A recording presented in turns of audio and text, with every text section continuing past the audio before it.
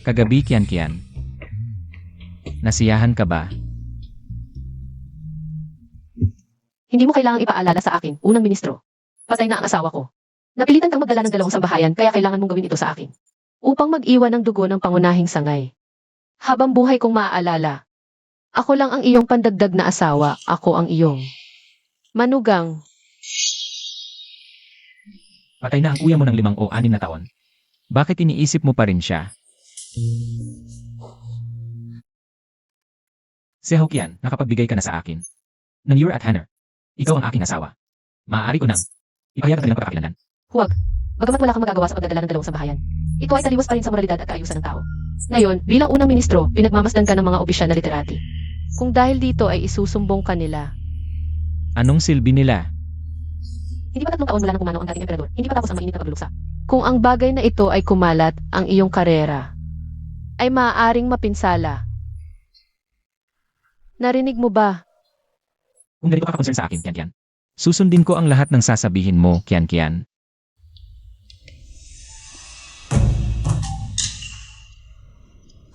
kung hawakan mo pa rin. Ang aking kamay, maaaring mahuli na ako sa korte.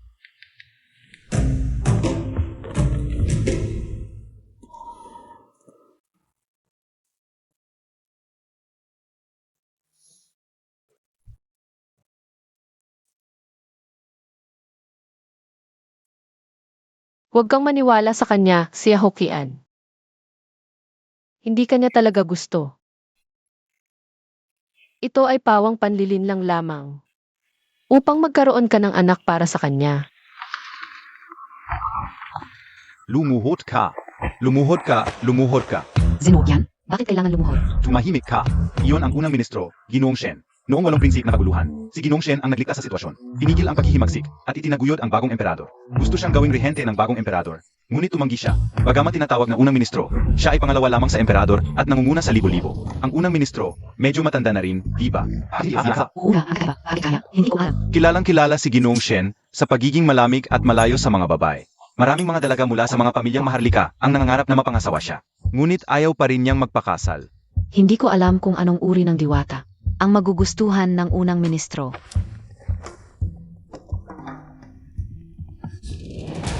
May masamang nangyari. Binibini, may masamang nangyari. Ang Ginoong napatay ng mga tulisan 5 taon na ang nakalipas. Bumalik siya. Ang asawa kong patay na ng 5 taon. Bumalik ka. Inay, Anak, kung buhay ka pala, bakit hindi ka agad nagpakita? Nanghina ako sa pag-alala sa iyo.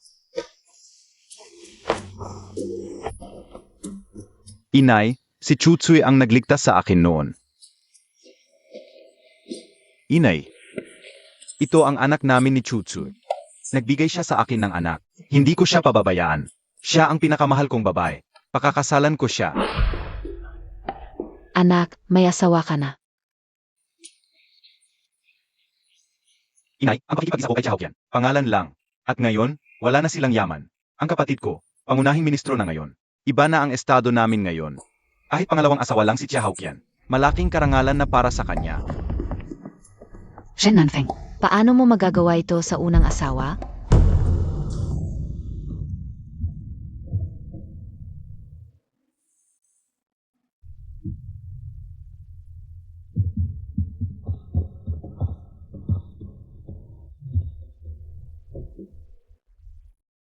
Ziazik Siahukyan. Madilim ang kandila sa gabi ng kasal. Nagmamadali akong tumakas kasama si Chutsu. Tiningnan ka o lang ziya ng sandali. Hindi ko inakalang, napakaganda pala niya.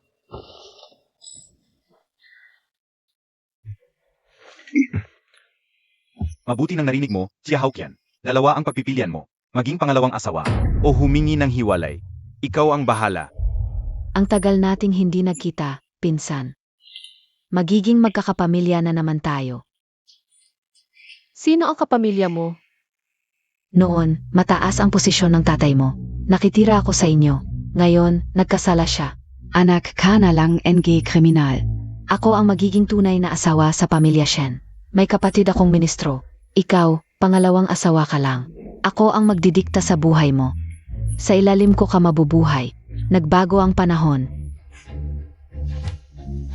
Ganoon ba? Sabihin ko sa iyo ang totoo. Noon, sa gabi ng kasal ninyo, sinadya kong palisin si Shen Nanfeng. Gamit ang isang dahilan. Nag-iza ka sa kama. Pagkatapos, nagpanggap siyang patay at tumakas kasama ko. Sa mga taong iyon, ang asawa mo, sa kama ko natutulog. Ikaf naman, nag-iza. Kaya dapat kitang pasalamatan. Kung hindi dahil sa iyo, hindi ko makukuha ang gusto ko. Nakuha ko ang taong pinakagusto ko. Ano ang sinasabi mo, Jack? Huwag nang magpaligoy-ligoy. Pumili ka na. Shen Nanfeng. Ngayon, wala ka ng karapatang magdesisyon para sa akin. Inang, 5 taon pa lang akong wala. Ganyan na siya makipag-usap sa akin? Sa mga nakalipas na taon, siya ang nagpapatakbo sa pamilyang Shen. Siya ang may hawak ng bahay, Huaishi. Ito ang sabaw na ipinagawa mismo ni Inang para sa iyo. Inumin mo na para lumakas ka. CJ.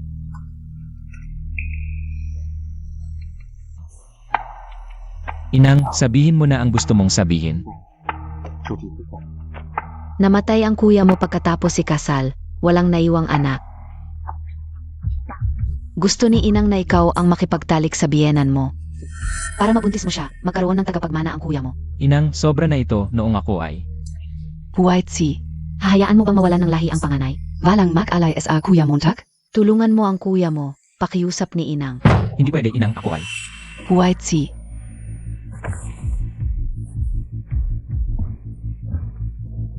Inang, anong nilagay mo sa sabaw?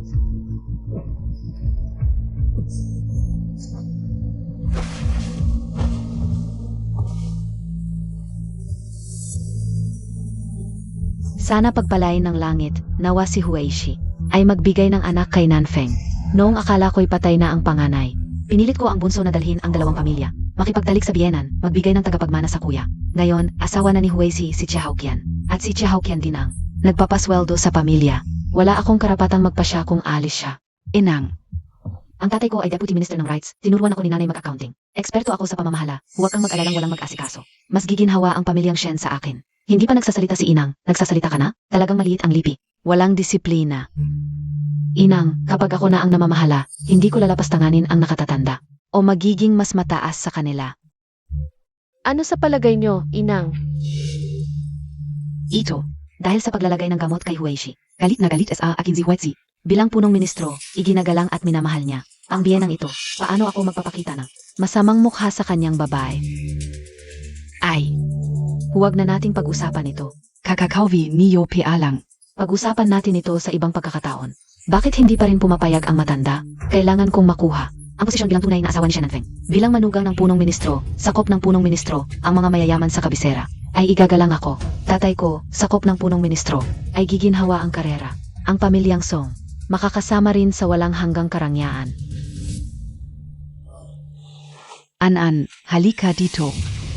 Tawagin mo na ang lola. Himasa, Lola. Ito ang iyong tunay na lola. Ikaw ang tanging tunay na apo ng pamilya Shen. Kayong dalawa ang pinakamalapit. Siguradong mamahalin ka ng lola. Ang laki na ng batang ito, parang si Nanfeng noong bata pa. Magkamukhang magkamukha. Ang tanging apo. Inay, hindi mo pinapayagan si Chutsue, ang nanganak sa iyong tanging apo, na maging legal na asawa at hahayaan ang isang babaeng 5 taon na hindi makapag-anak na mamuno sa pamilya Shen.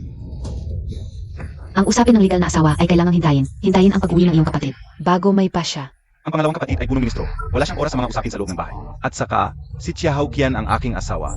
Ano ang kinalaman niya, Inay? Kayo ang tunay na pinuno ng aming tahanan sa pamilya Shen. Tingnan ninyo ang inyong apo. Ang laki na, paano ninyo hindi bibigyan? Si Chutsue na karampatang katayuan, gusto ba ninyo? Maging anak sa labas siya. Hindi pwede iyan. Paano ninyo hahayaang magdusa ang aking apo? Tama, siya ang iyong tanging tunay na apo. Nene.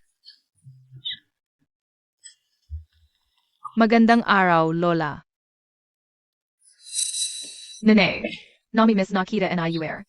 Nene-miss mo ba si Hanner? Nami-miss din ni nanay si Hanner, halika dito. Nanay. Ano ang nangyayari sa dalawang batang ito? Hindi ko hinipo si Chiaoqian noon. Siguradong hindi ito mga anak ko. Inay, kayo ang magsabi. Kaninong mga anak sina Hanner at Yor?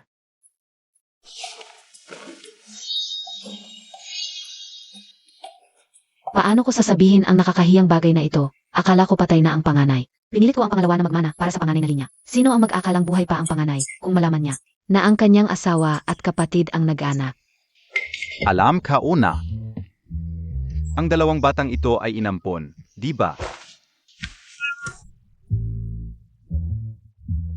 Magpahinga muna kayo, pag-usapan natin mamaya paano ko sasabihin kay Nanfeng na ang kanyang asawa at kapatid ang nagkaanak ng kambal. Alam ko, dahil lang naging punong ministro ang pangalawang kapatid.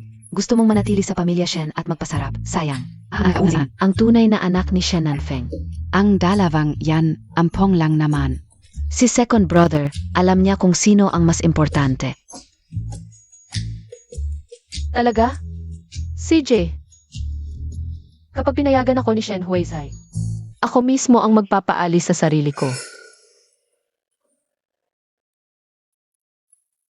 Teka, kawawa ka naman. Pwede ka namang manatili, pero pangalawa lang. Wag kang umasa kay second brother. Siya ang magpapasya. Ako ang tunay niyang kuya. CJ, tingnan natin. Ang bait naman ni Sir.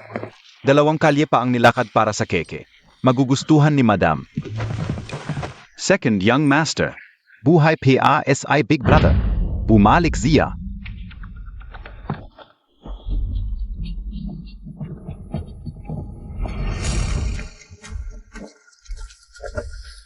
Huaitzi, huwag mo nang hanapin si Chia Haokian.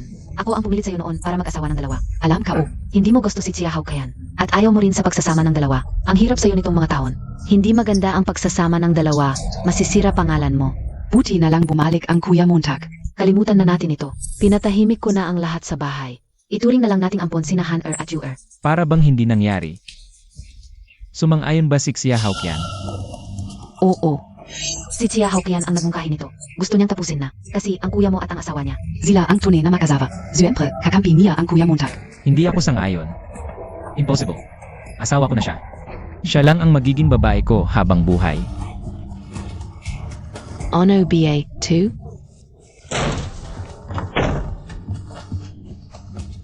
Huizai, ako. Huizai, teka muna. Kailangan kong pag-usapan ang tungkol sa kuya mo.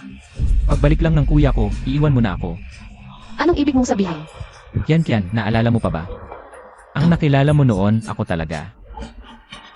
Ako ang lalaki mo. Tingnan mo lang siya. Isang tingin lang. Kung hindi mo gusto, alis tayo agad.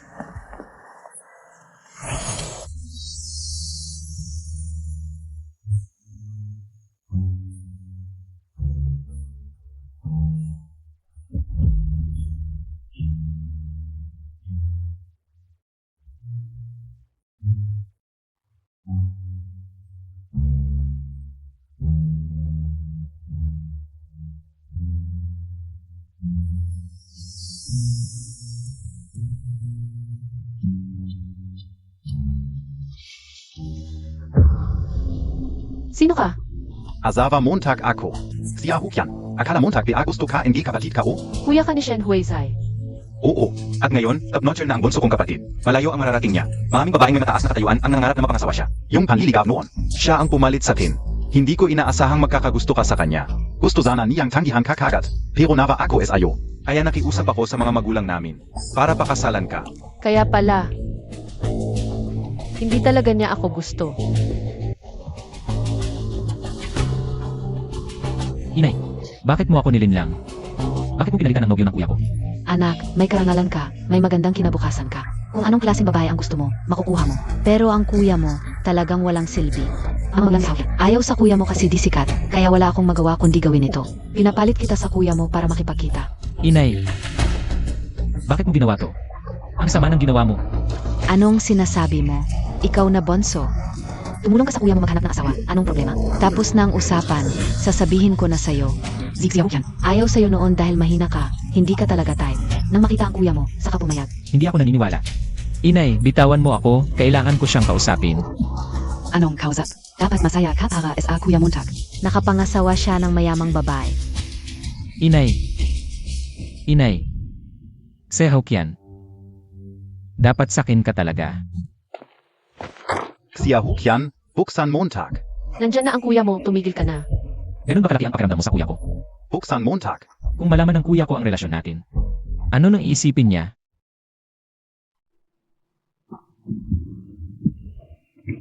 Xiahukyan, alam kong nandiyan ka.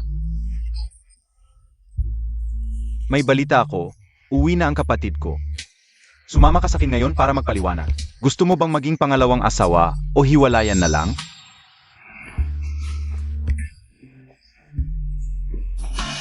Huwag. Ano, yang ingay? Anong ginagawa mo? May kasama ka? Xiahukyan, buksan mo ang pinto. Huwag kang magtago, alam kong nasa loob ka. Buksan. Nakikis ako, puli ka. Tinatanong ka ng kuya ko kung may kasama ka. Bakit di mo pa sinasagot? Pupunta na ako rito. Bilisan Montag. Ah, Xiahukyan, anong ginagawa mo diyan sa loob?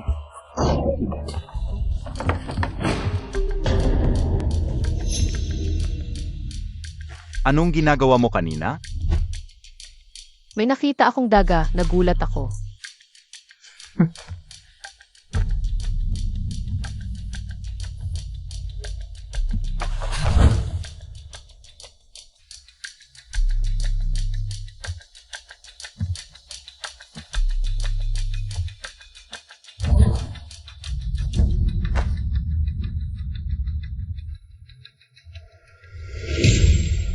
May ibang tao pala talaga.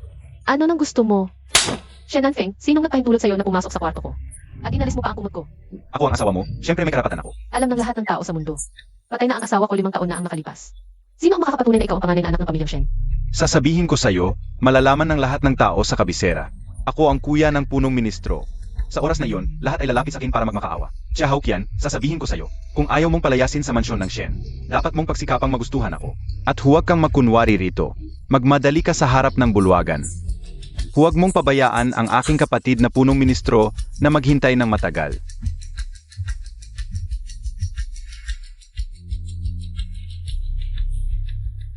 Puro katakot sa akin.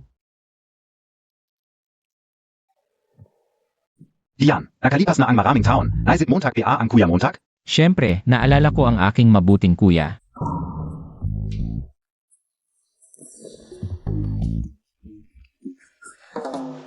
Ipapakilala ko sa'yo, ito ang asawa ng kuya mo. Siya ang asawa ng kuya ko. Ano siya kung gayon? Ang pamilya niya ay matagal na nalugmok. Saan siya may karapatan na maging asawa mo? Ikaw ngayon ang punong ministro ng korte. Ang aming pamilyang Shen ay itinuturing na isang kilalang pamilya. Siya ay anak ng isang kriminal na opisyal. Pwede lang siyang maging isang pangalawang asawa. Si Chuchoy ang pangunahing anak na babae ng pamilyang Silang. Tanging siya ang may karapatan na maging aking legal na asawa. Diyan, ito ay sutlang ginto mula sa kanluran. Napakamahal, ipinadala ito ng aking ama para sa'yo. Ang ilang tao, kahit hawakan man lang ay hindi karapat-dapat. Talagang maganda.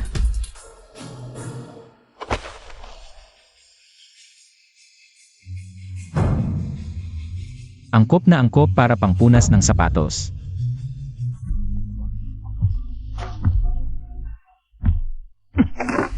Anong magandang bagay ang hindi nakita ng aking kapatid? Kailangan pang magdala ng ganitong basura. Nakakahiya. Kuya, ang anumang bagay ay hindi dahil sa mahal ay pinakamahusay.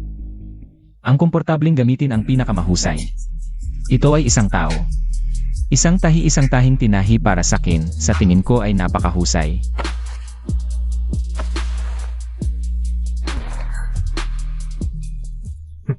Tama ang sinabi ng aking kapatid. Hindi tama ang pangalan at posisyon. Huwag mo na akong tawaging kapatid. Tawagin mo akong punong ministro. Kapatid. Ano ang ibig mong sabihin? Ayaw mo bang kilalanin kami? Kung aaminin kong ikaw ang kuya ko, hindi ba si Xiahukyan ang magiging asawa mo sa ngalan ng batas? Dati pa, sinabi mong ilalantad ang identidad namin ng anak ko. Puro pala panluloko lang yun. Hindi pwede. Hindi Montag naman talaga kami itatakil. Hindi ba? Paano naman yan mangyayari? Bumalik kami dito para maging kuya at ed ng punong ministro. Gagamitin namin ang kapangyarihan mo para maging bongga sa Maynila. Kung itatakwil mo kami, wala nang saysay ang pagbalik namin. Kung di mo kami kilalanin, di mo rin ba kilala ang apo ng pamilyang Shen? Inay, ito lang ang tunay mong apo. Pwede ba nating hayaan siyang mawalan ng pangalan at magpalaboy-laboy? Anak, ikaw ang punong ministro. Pangalawa sa hari, sinong magsasabi sa'yo? Kuya Montag, tu. Di Montag rin pwedeng itakwil. Inay, kung magiging asawa ko si ate. At kumalat ang balita sa pagbalik ni kuya, tayo. Ang pagtatawanan ng buong Maynila. Bilang ikaw ang pag-uusapan sa mga salo-salo. Pati mga kamag-anak ng hari lalo kang hahamakin. Ang pinakamahalaga, mawawala ang titulong para sa'yo. Hindi pwede yun. Nanfeng, hindi pa panahon para kilalanin ka. Dito ka muna tumira. Sabihin na lang natin malayong kamag-anak ka ng Shen. Hindi pwede yan. Nanfeng, sabihin mo naman kay inay at sa kapatid mo. Akin yan. Ginawa yan ni nanay para sa amin. Di pwedeng laruan mo. Eri. Xiaoan, Tingnan mo kung ano ang nangyari kay Anan. Ako na ang bahala rito. Hindi akin yan. Ginawa yan ni nanay para sa amin. Di pwedeng laruan mo. Anong tawag nila sa'yo? Bakit tinatawag ng mga batang, to si kapatid na Itay? Baka naman.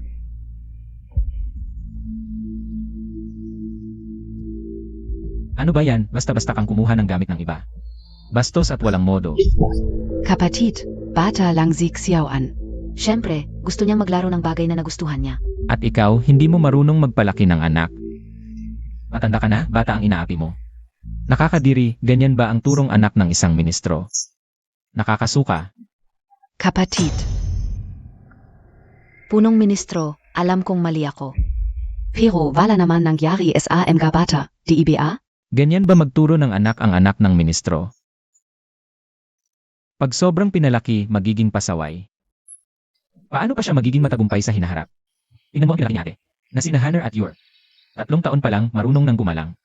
At sumusunod sa mga guro. Iyan ang tunay na magandang pagpapalaki. Kahit anong ganda ng pagpapalaki sa dalawang yan, wala rin. Emga ampong lang naman silang dalawa. Si Xiaoan ang tunay kong anak. Dugo ng pamilya Shen ang dumadaloy sa kanya. Dapat mong malinawan, may malapit at malayo sa pamilya. Pagdating sa dugo, mas mataas pa ang lahi ni Hannah at Yor. Dahil sila ang tunay kong. Shen Huizi.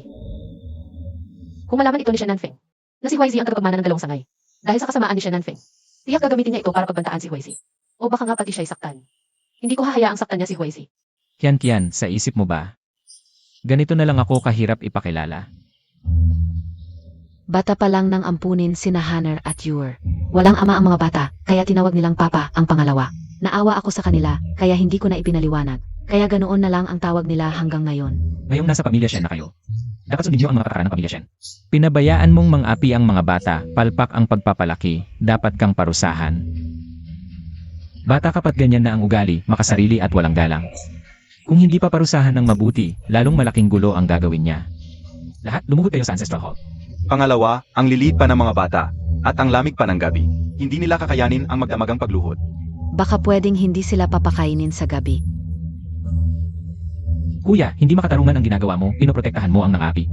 Kung ibabalik ko kayo sa pamilya Shen, ay sa ganung himanong ilan ang ama, tiyak magdadala ka ng kapahamakan sa pamilya Shen. Kaya paano ko kayo maibabalik sa pamilya Shen? Tingnan ninyo ang ginawa ninyo, ang laking paglabag sa patakaran. Dapat nga kayong parusahan ng mabuti. Lumuhod kayo sa Ancestral Hall, buong gabi.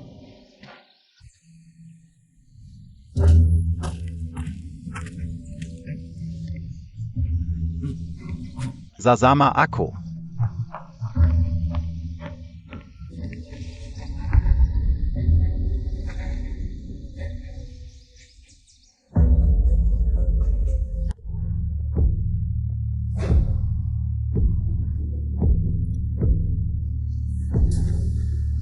Xiaoan, walang tao sa labas. Tumayo ka na, huvak ka ng lumuhod. Lumuhod ka ng maayos. Bakit? Nagtanong ka, Pia? Talagang nag-aalangan ang pangalawa. Sa pagtanggap sa atin, tapos ginulo mo pa. Mas mahirap akong kumbinsihin niya. Sabihin mo, ano ba naman ang pakikipagtalo mo sa dalawang bata? Ano, Pia?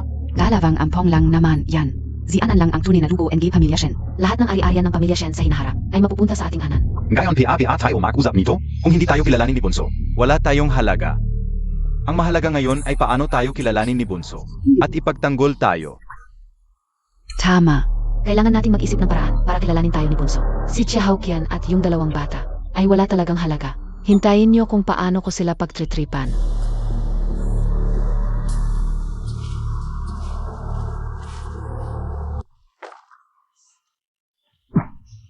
Ano ba yan? Umuwi ka na. Paano kung malaman ni Shen Nanfeng? Bilis, umuwi ka na. Ganito ka ba katakot na malaman ng kuya ko ang tungkol sa atin? Si Hannah at Yor ay malinaw namang mga anak natin. Bakit hindi mo ako payagang kilalanin sila? Ano mangyayari kung kilalanin ko? Lalo lang masisira ang pagkatao ko. Galit ka pa rin ba sa akin? Galit ka ba dahil minahal kita?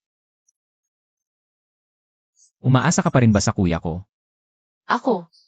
Wala ako. Paano ko sasabihin? Bilang kiyan mo, ang iniisip-isip ko ay ang bayaw ko. Sayang lang, may ibang mahal ang kuya ko.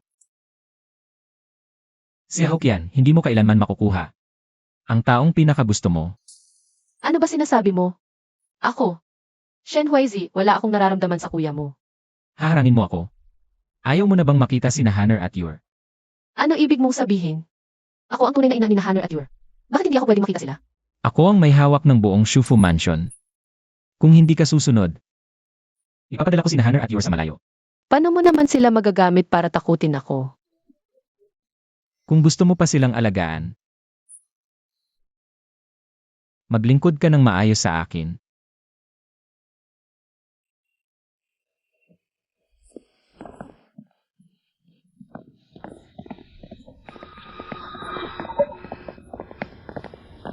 Si Chiawan lang ang tunay na dugo ng pamilya Shen, pero wala siyang pangalan o katayuan. Sa paaralan, laging siya ang inaapi at tinutukso. Yung dalawang batang yun, gamit ang pangalan bilang pamangkin ng Xiaofu, ay nagmamalaki at naghahari-harian. Si Chiawan ang tunay nating anak. Hindi siya dapat magdusa ng ganito. Tama. Kailangan nang kumbinsihin ang bunsong kapatid na tanggapin ang pagkatao ko. Puntahan na natin siya ngayon.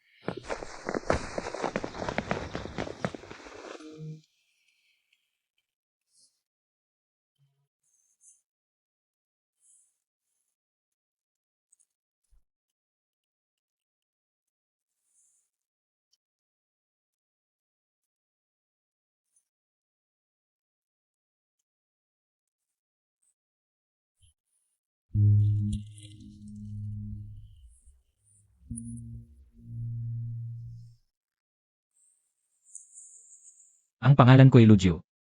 Itatak ko ang Luju na ito sa iyong katawan. Kian, akin ka. Shen Huizi, sapat na ba ito? Hindi Kian. Nais kong iyakap ka araw-araw at alagaan. Bastos. Araw pa naman. Wala kang karapatang tumanggi sa akin. Kian, labis kitang minamahal.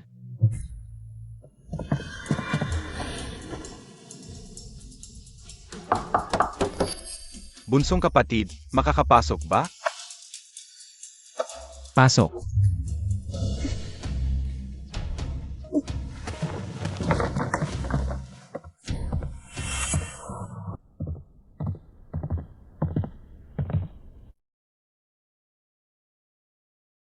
Bunsong kapatid, bakit nag-aral ka pa rin sa pahinga? Sa aklat may kayamanan, sa aklat may dilad. Ang ganda ng itsura at tindig ng bonsong kapatid ko. Pero ayaw sa babae. Puro libro lang ang inaatupag. Nga, anong uri ng dalagang mayaman at maganda? Ang magugustuhan niya, kapag may nagustuhan siya. Zuktulan ang swerte niyon. Sayang, may mga di marunong magpahalaga. Anong kailangan mo? Kapatid, itatanong ko lang kung paano. Mo ako matatangga? Ako ang panganay mong kapatid. Ako, okay lang. Kawawa lang si Xiaoan. Siya ang tunay na lahi ng Shen, pero walang pangalan. Lagi siyang inaapi sa labas, samantalang ang dalawang mga kaibig-ibig ang naghahari-harian sa ilalim ng iyong kapangyarihan. Sino ang tinatawag mong mga kaibigan? Bunsong kapatid, alam kong pinalaki mo sila. Kaya may pagmamahal ka. Pero kahit ano aman. Hindi sila tunay na anak. Zik Xiaoan. Sa paalan, napakaraming ng api sa kanya. Tama, bonsong kapatid. Hahayaan mo bang ang tunay na lahi ng Shen ay tawaging kaibig-ibig at apihin saan man? Alam ng buong lungsod na ang asawa ng kuya ko ay ang dalaga mula sa pamilyang Xiao. Kung tatanggapin kita sa angkan ng Shen, si Xiaoqian ang magiging tunay mong asawa. Ang Shen na ito sa pinakamataas ay anak sa labas. Hindi tunay na lahi ng Shen. Hindi ganun. Nagmahalan kami ng kuya mo. Nagkatipan kami, tunay kaming mag-asawa. Tama. Ang may formal na kasunduan ay asawa, ang tumakas ay karida. Ang manugang na babae ay ang formal na asawang pinakasalan sa bahay. Ikaw na nakipagtanan sa kuya ko. Sa Shen family, isa ka lang na pangalawang asawa. Anak ka ng isang opisyal, di mo ba alam yon? Hindi, si Chuk Sue lang ang asawa ko. Pinilit lang ako ni Ina na pakasalan si Chahokyan. Tatanggalin ko siya.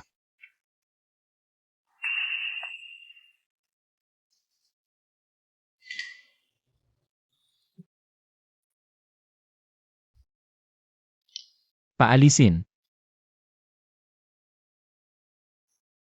Ihiwalay. Pagbalik ng kuya kong si Shen Huizi, ihihiwalay niya ang asawang mabait at masipag, na pinupuri ng lahat sa Shen family. At itatayo ang pangalawang asawa. Kung malaman to ng publiko, sasabihin masama ang ugali ng Shen family. At ako ang may kasalanan. Kuya, gusto mo bang mawalan ako ng posisyon? At maghirap ang Shen family? Hindi ko gustong mangyari yon. Dapat kang manatiling hipe. Mag-isip tayo ng paraan. May ibang paaan, kuya, busika, alis na ako.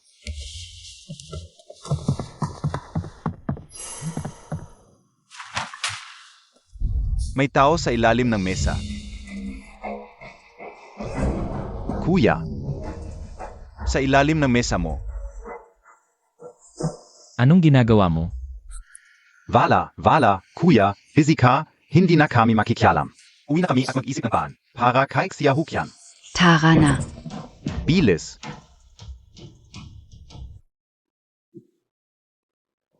Shen Huizi, sobra ka na. Nakita nila tayo sigurado.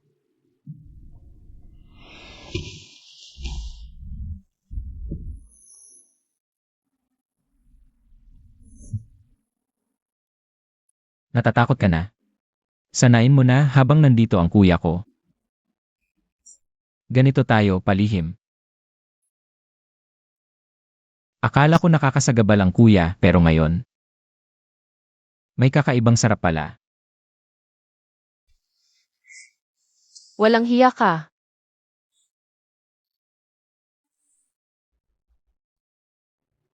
Akala ko seryoso si kuya, pero sa umaga, may babae pala sa ilalim ng mesa. Magagandang babae dito, mga katulong lang. Hindi pihikan si kuya, may gusto sa katulong. Di mahilig sa babae si kuya. Kung may nagustuhan, may kakaiba yon nagustuhan ni kuya. Kung mahahanap natin yon at kausapin si kuya, baka pumayak siya. Nakilalanin tayo. Tama. Pero ang laki ng bahay, saan hahanapin? Panyo, espesyal ang disenyo ng panyo. Yon ang susundan natin.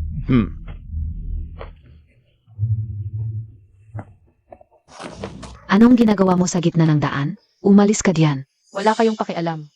Ako ang unang biyanan ng pamilyang Shen. Ang tagapamahala ng pamilyang Shen. Kayo ang dapat umalis. Xiahokyan, hindi magtatagal ang pagmamalaki mo. Tatanggalin kita, isang inabandunang asawa. Malapit ka na maging katatawanan ng buong kabisera. Umalis ka. Nanfeng, tingnan mo ang disenyong ito.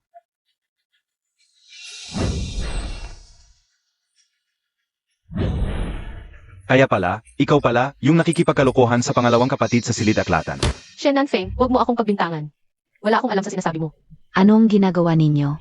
Inay, buti na lang dumating kayo. Si Xiahokyan, bilang unang biyanan, nakikipagkalokohan sa pangalawang kapatid. Dakpin niyo siya at ilubog sa kawad. Anong sinasabi mo? Inay, kanina pumunta ako kay pangalawang kapatid. May nakita akong babae. Nagtatago sa ilalim ng mesa at nakikipagkalokohan sa kanya. May dalang panyong may ganitong disenyo. Wala. Malinaw na nakita namin yung disenyo doon. Parehong-pareho sa'yo. Anong palusot mo? Itong babaeng ito, nakikipagkalokohan na naman kay Huishi. Nanfeng, mali siguro yung nakita ninyo. Hindi magagawa ni Qian yon.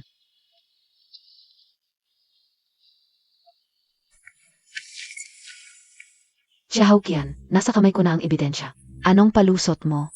Inay, ito ang patunay na nakikipagkalokohan siya sa pangalawang kapatid. Parang, hindi ito gintong peony. Hindi ba ito plum blossom? Yung disenyo, paang iba sa nasa silid-aklatan ni pangalawang kapatid. Imposible. Yung panyo, espesyal yung itsura. Kaya hinanap namin yon.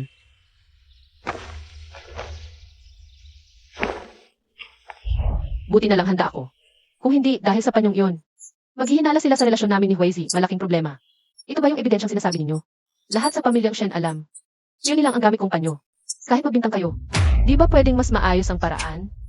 Sabi ko na, hindi magkakagusto si pangalawang kapatid sa iyong babae. Ikaf lang ang nakakagulo. Kung misunderstanding lang, hayaan na. Pamilya tayo. Inay, Umuwi na kayo at magpahinga.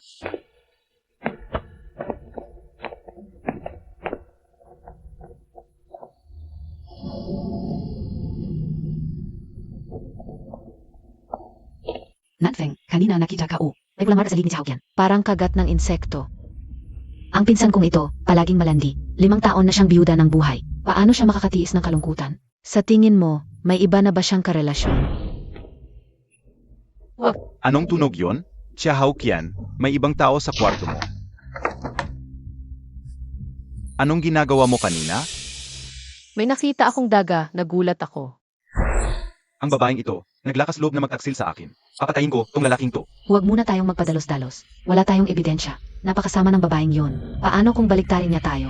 Anong gagawin natin? Mag-isip muna tayo ng paraan para makakuha ng ebidensya. Ziger, kapag nahanap natin ang patunay ng relasyon niya, makakapaghiwalay na ako sa kanya ng maayos. Ako ay tunay na anak ni inay. Si inay namin ay si Xiao Qian. Kayo ang mga kita na bata. Sino ang tunay na magulang ninyong dalawa? Hindi ba kayo ampon? Hindi ako ampon. Tunay na anak ako ni inay. Ang dalawang batang ito, baka anak ni Xiaoqian at ng lalaki? Haharapin ko na siya ngayon. Kung totoo ito, hindi lang ako makakapaghiwalay sa kanya, mapapalublog pa siya sa kawitan. Sa bandang huli, ang malaking angkan ng Shen ay mapapasa akin na. Hindi na ako matatakot sa babaeng ito, na nang-akit kay Shen Nanfeng. Mula ng mga anak kayo kina atehan at kuyayo, laging sumasakit ang inyong likod. Bini-bini, kailangang ingatan ninyo ang inyong katawan. Huwag na kayong magkakasakit muli. Kasalanan ni Shen Huaizi, pinagpaguran niya ako. Inabot ako ng isang gabi. Tunay nga bang anak niya ang dalawang kite na batang ito? Kanina, tinawag pa ng dalawang batang ito si Bonso na ama. Baka naman. Si Bonso at si Xiaoqian. Anong sinasabi mo? Paano magkakagusto si Bonso sa kanya? Xiaoqian, alam ka una. Ang tunay na pagkakakilanlan ng dalawang kita na bata. Tapos ka na. Xiaoqian, walang hiya kang babae. Nagtaksil ka sa akin, nakipagrelasyon at nagkaanak pa ng dalawang kite na batang ito. Walang kahihiyan. Sino ang nagsabi sa inyo na tunay kong anak sila? Aminadong sinabi ng dalawang kite na batang ito. At sinabi rin ng utusan mo kanina. Sumakit ang katawan mo pagkatapos mong manganak. Magsinungaling ka. Mali ang narinig mo. Kanina, sinabi niya, mahirap magpalaki ng anak. At nag-aalaga pa ng gawaing bahay, kaya sumasakit ang likod. Bukod pa riyan, sila ang aking pinalaki. Para na silang tunay kong anak. Lagi kong sinasabi sa kanila, sila ang aking tunay na mga anak. Ang galing mong magdahilan. Huwag kang magalit kung gaganti ako. Ano ko? Pigilan mo yan. Tulungan mo ako, tatay.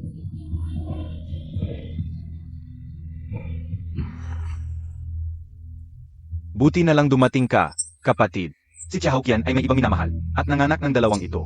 Ang gandang babaeng ito, dapat ilubog sa kawali. May minamahal. Alam ba ninyong dalawa kung sino ang ama ng mga bata?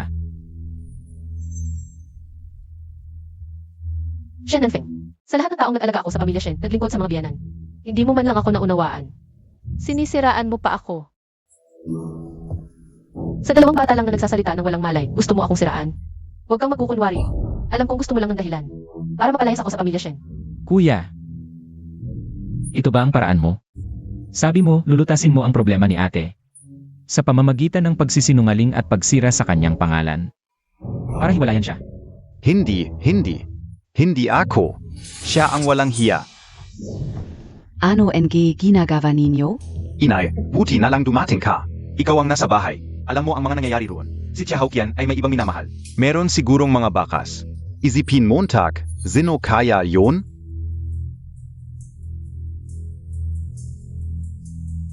Anong lalaki? Walang lalaki. Mga sinungaling. Inay, si Xiaoqian, may lalaki talaga siya. Ito ang mga anak niya sa iba. Tumigil ka. Ang pamilya Shen ay may mabuting pangalan. Paano magkakaroon ng ganoong kalokohan? Kung magsasalita ka pa ng walang basehan. At magwawala, umalis ka sa pamilya Shen. Ano NG hinihintay mo tag? Palayasin mo na ang babaeng ito. Lagi na lang nagpapagulo.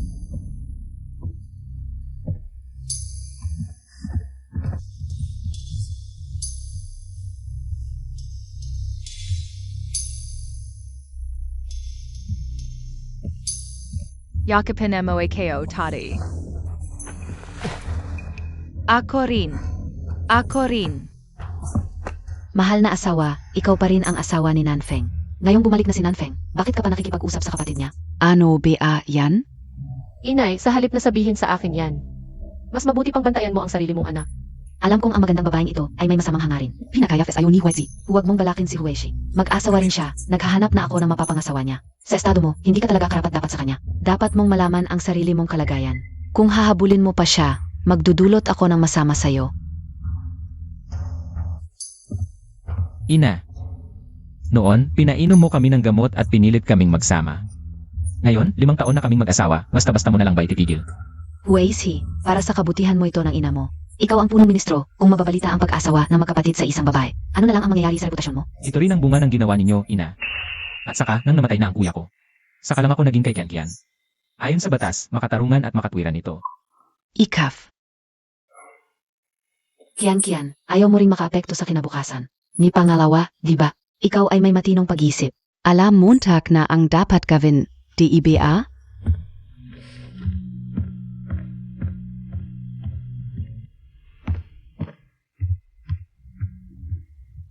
Manang, gusto mo rin bang makipaghiwalay sa akin? Si Shen Huizi bilang punong ministro. Paano niya papayagang magkaroon ng bahid ang kanyang pangalan dahil sa akin? At saka pa, hindi naman talaga niya ako minahal. Huwag kang mangarap. Hindi kita ibibigay sa kuya ko. Shen Huizi ang turing mo sa akin.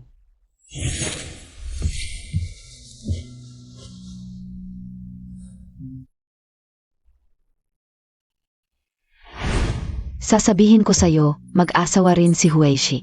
Naghahanap na ako ng mapapangasawa niya sa estado mo ngayon. Hindi ka talaga karapat dapat sa kanya. Dapat mong tanggapin ang sarili mong kalagayan. Shen Huizi, ngayon ay wala ka lang. Nangingibabaw ang pagiging mapag-ari. Kapag may minahal ka na at nag-asawa. Talagang kakalimutan mo na ako. Ang magandang Qiahao-Qian na ito. Ang galing makunwari, napalihibot niya ang matanda at ang pangalawang ginoo sa kanyang daliri. Bakit hindi tayo pinaniniwalaan ng pangalawang ginoo at ng matanda? Sinasabi pa nilang iniinsulto natin siya. Kailangan nating hanapin ang lalaki. Tingnan natin kung paano siya magdadahilan. Kain ng dahan-dahan. Mabait. Halika.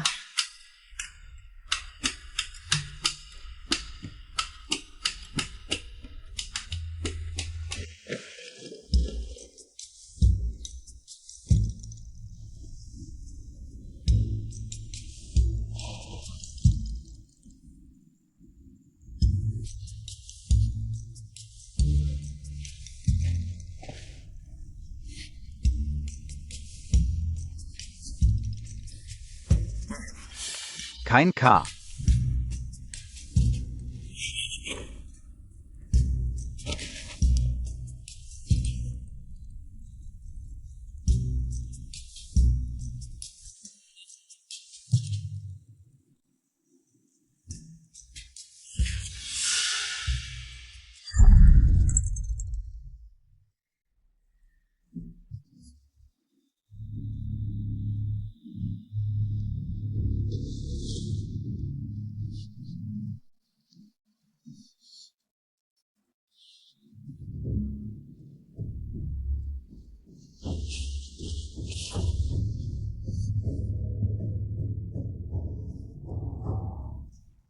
Palitan ang kubyertos ng panganay na ginoo.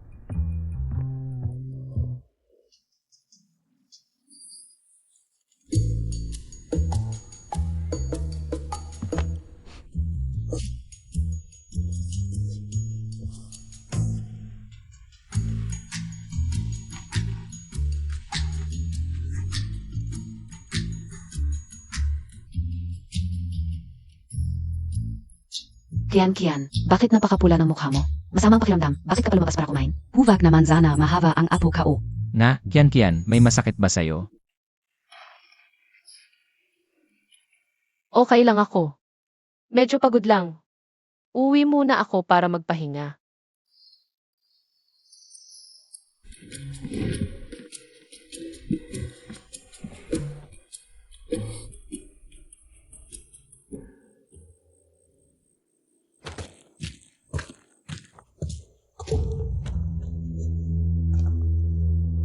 Nasaan na siya? Bakit bigla na lang nawala? May kakaiba. Gabi na ng ganito. Malamang nakipagkita sa lalaki, hanapin natin. Sige. Hey. Ako ang halang ang kaluluwa na nagnanais sa'yo. Kung hindi ka susunod sa akin ng maayos, maghihirap ka.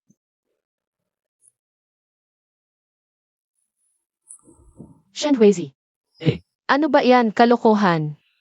Bitawan mo ako. Nababaliw ka ba? Sa labas ito, hindi ka ba natatakot na mahuli?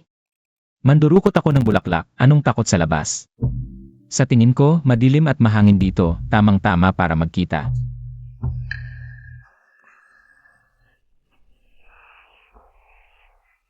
Huwag.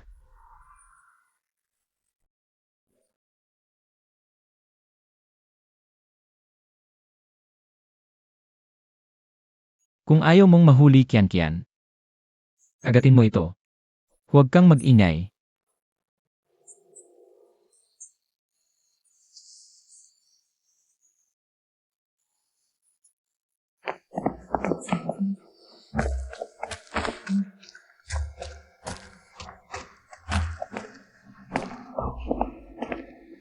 Kanina ko pa nakikita, may dalawang tao dito. Bakit nawala? Malamang nakita tayo ng babaeng yon at ng lalaki. Kaya tumakbo sila. Yung lalaki, tiyak na taga-aming bahay yon. May naisip akong paraan. Anong paraan? Di ba may karawan ang nanay natin sa ilang araw? Pagdating ng araw na yon, sa harap ng lahat. Huhulihin natin si Tia Haukian at ang lalaki. Tara na.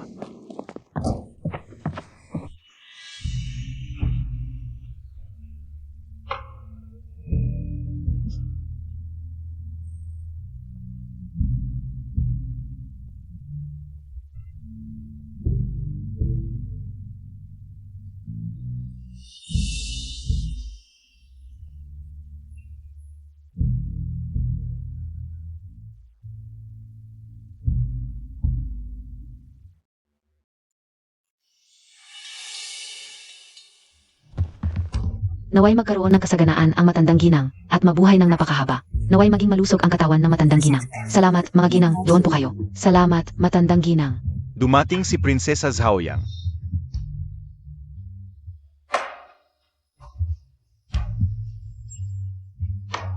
Nakita ka una po ang prinsesa. Tumayo na po kayo, Ginang Shen. Kuya Huatsi, ang close niya is atatay kao. Hindi nyo na po kailangang maging formal sa akin. Narito po si Zhaoyang. Upang batiin si Ginang Shen ng kasaganaan at mahabang buhay. Salamat, prinsesa. Kuya Huatsi, tingnan Montag, Tong Herpin kao. Maganda ba?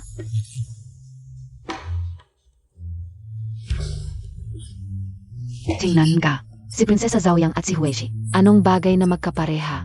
Si Prinsesa Zhaoyang ay anak ng General ng Dinyuan at pamangking babae ng Reyna Ina. Ang ganitong katayuan lamang. Ang karapat dapat kay Huatsi kao. Alam ko namang balang araw ay mag-aasawa siya. Pero bakit ganito pa rin ang pakiramdam ko? Huishi, bisita ang prinsesa. At bihira lang siyang dumalaw. Ipalibot Montag siya. Lalaki ako, hindi bagay. Mas mabuting, si ate na ang maglibot sa prinsesa. Siege. Huishi, kapag libre ka na, Hanapin Montag ako, ha?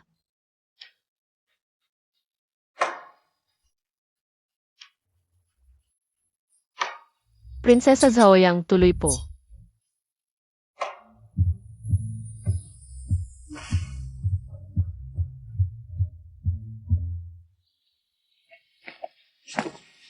anong maganda sa mga bulok na halaman? Nakakainip. Ikaf. Sabihin mo kung nasaan si Huishi. Nasa harap si Huizi, nag-aasikaso ng mga bisitang lalaki. Mahal na bisita ang prinsesa sa looban, hindi bagay na dalhin doon. Anong ibig mong sabihin? Sinasabi mong walang modo ako. At humahabol sa lalaki? Hindi po. Babae ka lang at mahirap pa. Buhay mo ay nakasalalay kay Huishi. Anong ipinagmamalaki mo kapag nakapag-asawa ko? Malalaman mo ang gagawin ko sa'yo. Prinsesa Zhaoyang, kahit ikasal ka sa pamilya Shen, ako pa rin ang ate ng punong ministro. At punong babae ng sambahayan. Lalabagin mo ba ang ate? At pagtatawanan ng iba dahil sa kawalan ng modo? Anong karapatan mong babae para turuan ako? Magkatugma kami ni Huishi. Kapag ikinasal kami, susunod siya sa lahat ng gusto ko. At ibibigay sa akin ang pamamahala. Sa oras na iyon, hindi ka man lang karapat dapat magsuklay sa akin. Kapag ikinasal na ang prinsesa, Shen Huizi, susunod ka ba talaga sa lahat ng gusto niya? Ibibigay ang pamamahala. At tutulungan siyang apihin ako. Sino ang aapihin sa'yo?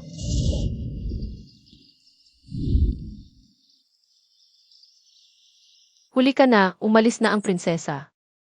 Habulin mo, baka maabutan mo pa.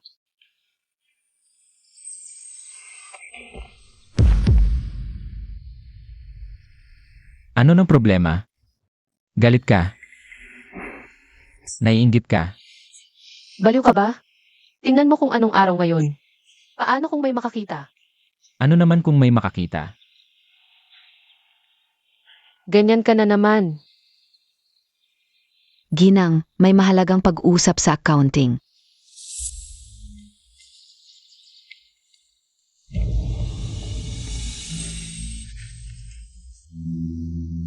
Ito ang hirap kong hanapin na pampagana. Kapag kinain ito ni Xiaoqian, nawawala sa sarili kapag inaatake, kusang naghahanap ng lalaki para gumaan ang pakiramdam. Sa oras na iyon, kaya ko ng harapang.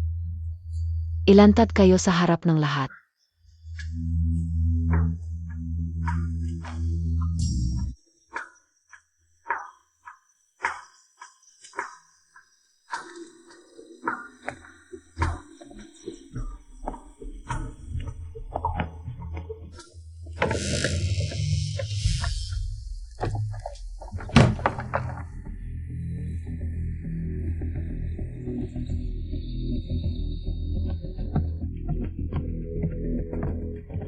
Binibini, ipinadala ito ng matandang ginang.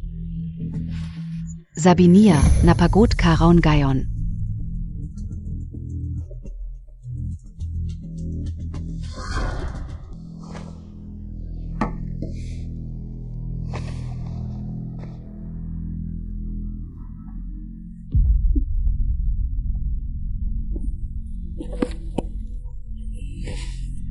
Bigla akong nainit. Ang init. Ang sakit, Huizi. Shen Huizi, nasaan ka?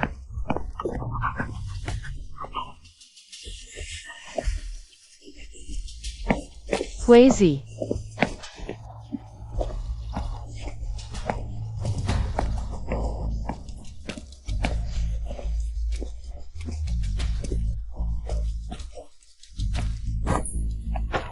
Kian, ang lambing mo ngayon. Nagpapasakop ka pa. Hindi ko alam, sa wakas nakita na kita. Nadroga ka. Miss na kita.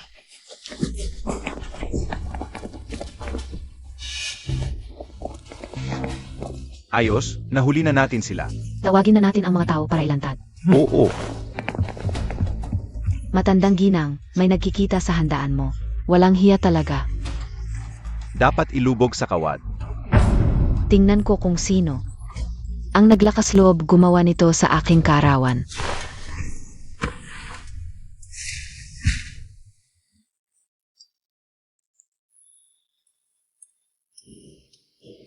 Kian, kilala mo ba ako? Huizi, Shen Huizi. Tulungan mo ako, ang sakit.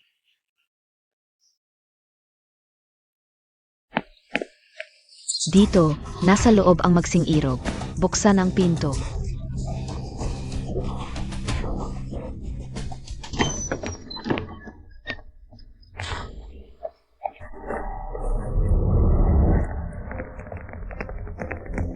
Pamilyar ang damit na ito. Naku, sino kaya itong magsing-ibig? Na nagtaksil sa araw ng kaarawan ng ina ng punong ministro. Napakahiya, parang. Suot ni Huizi ngayon. Dapat gapusin at dalhin sa punong ministro. Siya ang magpasya. Kapag nalaman niya kung sinong magsing-irog ang nanira sa pangalan ng kanyang tahanan, mahigpit niyang parurusahan. Ang babae sa loob ay si Xiaoqian. Nahuli siyang nasa kama, tapos na siya. Maraming ginang ang nakatingin. Ang masamang pangalan ni Xiaoqian. Mabilis nakakalat sa buong lungsod kapag hiniwalayan mo siya. Sang-ayon ang lahat at matutuwa pa. Pagkatapos, isasakay kita sa karwahe at papasukin sa bahay. Gagawin kitang Panginoon ng Shen, asawa ng punong ministro, at bibigyan ng karangalan habang buhay. Ilabas ang magsing-irog. Ilantad ang magsing-irog.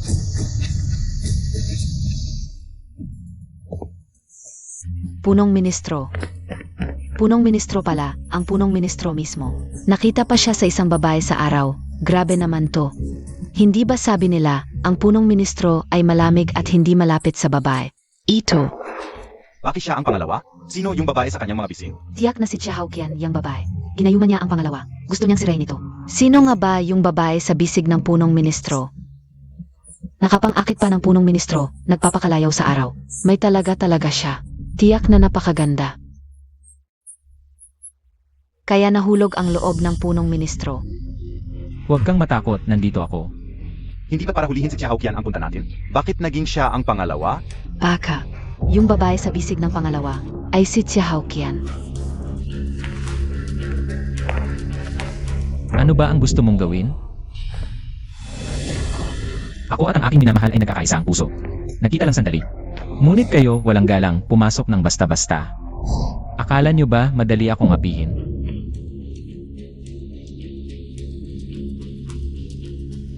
Ito. Sila.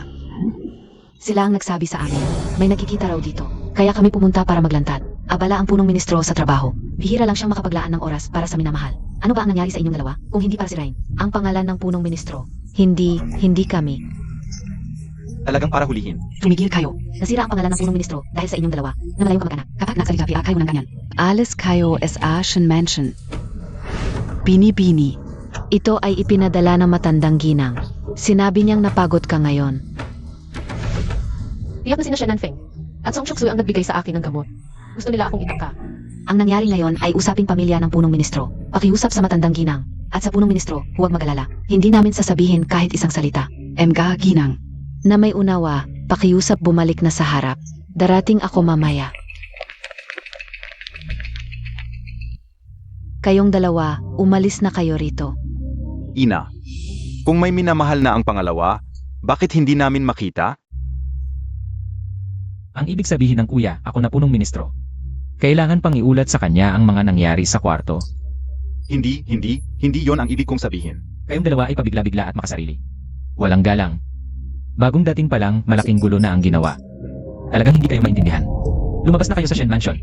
Ang ibig sabihin ng pangalawa, hindi na niya kami kinikilala. Huwei-si, ito ang iyong tunay na kuya. Kahit nagkamali, hindi mo naman dapat agad-agad palisin sa mansyon. Kapatid, hindi na namin ulitin. Alam namin ang aming pagkakamali. Huwag mo kaming itakwil, pakiusap. Hindi pa man sila kinikilala bilang tunay na miyembro ng pamilya, ganyan na sila kawalang hiya. Wala silang pakialam sa reputasyon ng pamilyang Shen at sa aking pangalan. Kung sakaling makabalik sila sa Shen Manor, lalo lang silang magiging masahol. Sa bandang huli, masisira lang ang aking buhay dahil sa kanila.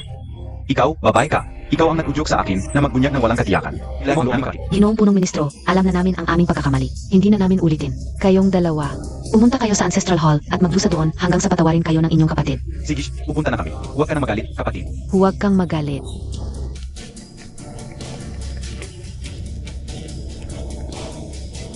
Umalis na silang lahat. Kayong dalawa. Magbihis kayo at lumabas kagad. Bye-bye. Alam ka una, ikaw talaga ang babaeng ito. Kanina pang tanghali, nakita kita kasama si Huishi. Napakawalang hiya mo. Nalilimutan mo ba na asawa ka ng kanyang kuya? Inay. Kahit asawa siya ng aking kuya, siya pa rin ang taong minahal ko. Ayaw mo ang pumili sa kanya para sa akin. Ikaf. Kung patuloy kayong magpapakita ng ganito, malalaman din ng lahat ang lihim ninyo. Xia Hukyan. Determinado kabeng. Zireng zi huaitsi. Inay. Noon pa man kayo mismo ang nagbigay sa amin ni Huaizi ng gamot at pinilit siyang mag-asawa ng dalawa. Kung may sisihin man, kayo ang dapat sisihin. Nang ahas KPA. Huaitsi. Kung kinikilala mo pa ako bilang iyong ina, putulin mo na ang relasyon mo sa babaeng ito. Kailangan ng mag-asawa si Huishi. Palaging responsable zi huaitsi. Kapag nag-asawa na siya, magiging tapat siya sa kanyang asawa. At makakalimutan na niya ang babaeng ito.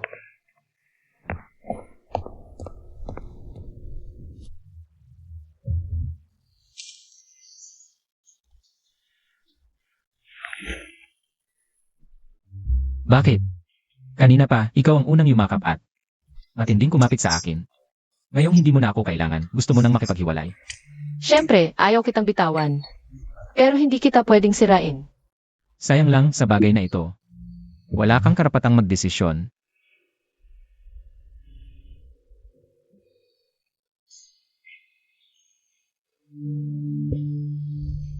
Pangalawang Ginoo, inutusan kayo na matandang ginang na pumunta kaagad sa harap ng bahay para samahan ang prinsesa. Sabihin mo sa prinsesa na may minamahal na ako. Huwag na siyang mag-aksaya ng oras.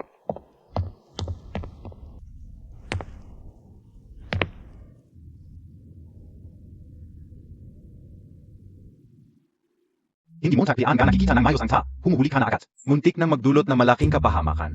Si Chia Hawkian naman ang binigyan ng gamot. Akala ko siya lang ang malibog sa araw. Bakit pati si second brother? Baka ang nasa yakap ni second brother. Isaac Siahukian. Yu, maganda ang reputasyon ng kapatid ko. Marami siyang mapipiling babae. Paano niya magugustuhan ang isang babaeng kahit ako ayaw? Papagalingin niyo sila. Opo. Alaynan.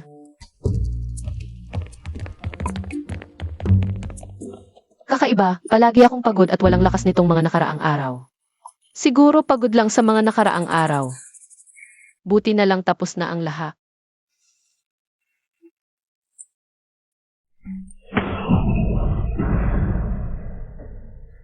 Tinakot mo na naman ako. Nasa harapan tayo, may pwedeng dumating anytime. Kian. Ang higpit mo sa akin kanina. Pagkatapos gamitin, iniwan mo na ako. Pinaghintay mo ako sa kwarto ng matagal. Sabihin mo, anong parusa ang nararapat sa iyo? Huwag kang magulo. Umuwi muna tayo.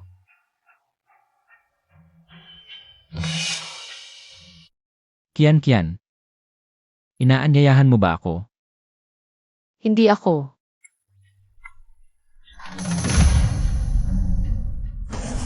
Mag-focus ka. Zeno Yan. Umalis ka na. Hindi ko iwan si ate dito mag-isa. Anong ginagawa mo rito? Prinsesa, bahay ko ito. Wala kang karapatang magtanong. Hindi ko kailangang magulat sa iyo. Ikaw, tapos na ang hapunan, bakit hindi ka pa umuwi? Navala ang gamit ka o. Rede ba? Oo nga pala, sabi nung bata. May gusto na si Kuya Huaitzi. 5 taon ka ng kasal sa pamilya Shen. Tiyak marami kang alam tungkol kay Kuya Huaitzi. Sabihin mo taga sa akin, Zeno ang gusto ni Kuya Huaitzi? Zeno ba talaga?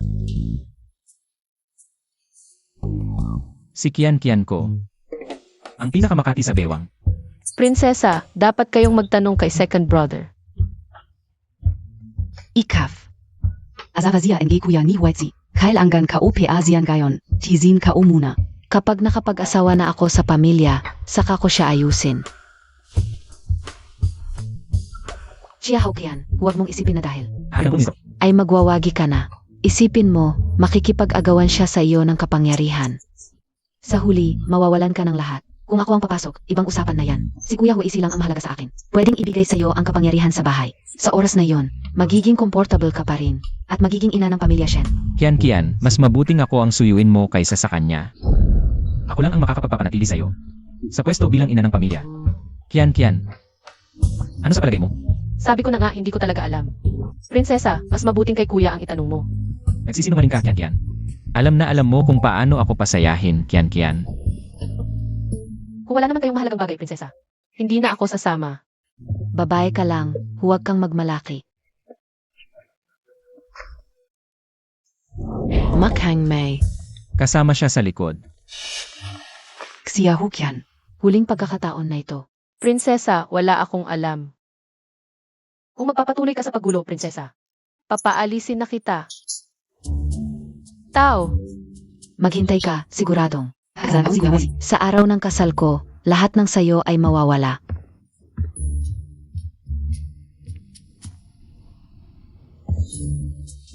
Huwag kang mag-alala, Kian. Hindi ko hayaang makapasok ang prinsesa sa pamilya. kahit hindi mo gusto ang prinsesa, darating ang panahon na may mamahalin ka at magpapakasal. Sa oras na iyon, paano mo pa ako maaalala?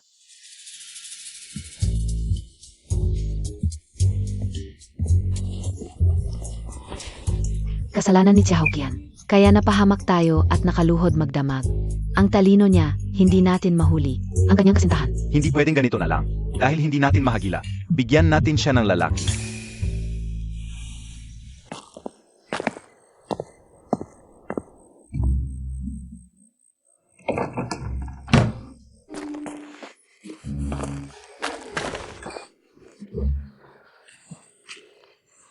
Pumasok na siya, pasok ka na. Huwag kang mag-alala. Asikasuhin ko na mabuti ang ginang.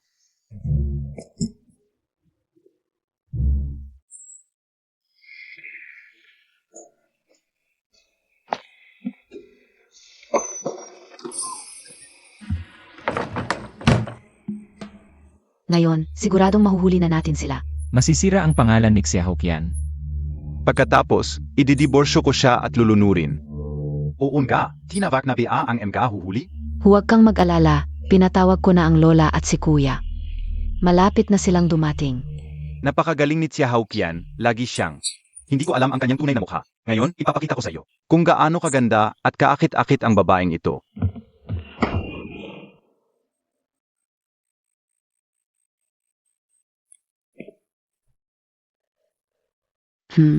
Bakit walang ingay?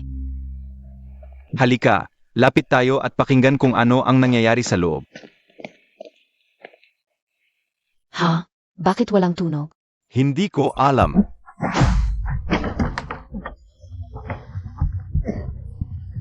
Kuya, bakit ka nandito? Qian Qian.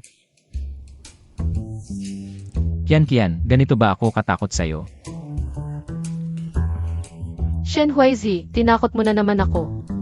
Matagal kong hinintay ang oras na ito, hindi ko ito sasayangin. Siyempre, gusto kong makasama si Qian Qian. Sa masayang sandali.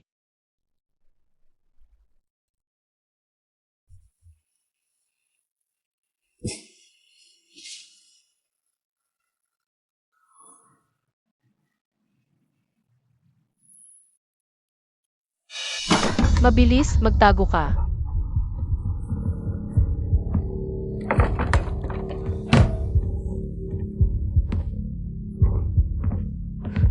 Sino ka? Narinig ko na matagal nang nag-isa ang may bahay. Narito ako para aliwin ka. Ako dapat ang nagtatanong sa inyo. Anong ginagawa ninyong nagkukubli-kubli sa labas ng kwarto? Dumadaan lang kami, hindi namin inaasahan na nandito ka pala. Nakatakas na naman si Xiahou Qian. SA ang ganip. Ang tigas ng buhay na maliit na to. Dumadaan lang. Zila ang nakutos SA akin na. Saktan ang may bahay. Shen Nanfeng, bakit mo ako ginaganito? Mga hangal. Mga tauhan. Hawakan silang lahat. 30 palo bawat isa, simulan. Kuya, gusto Montag ba kaming patian? Kuya, nakamali ako. Patawarin mo kami, hindi na kami ulit.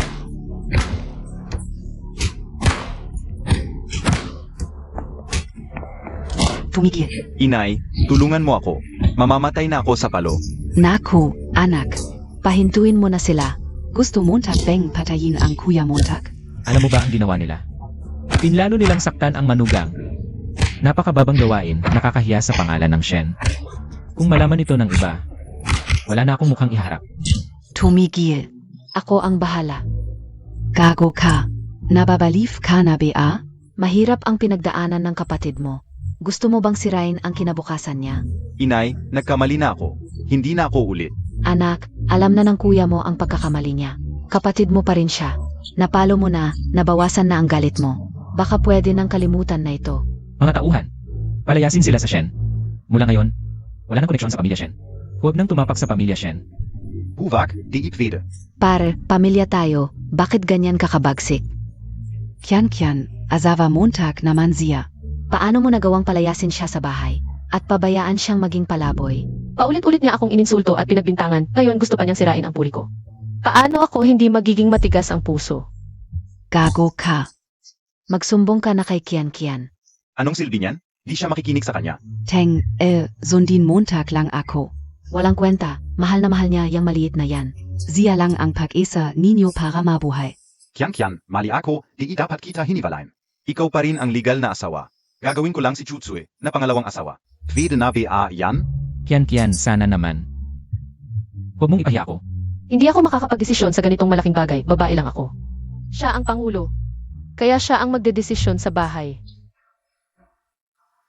Tao. Itapon niyo sila. Bitawan ninyo ako.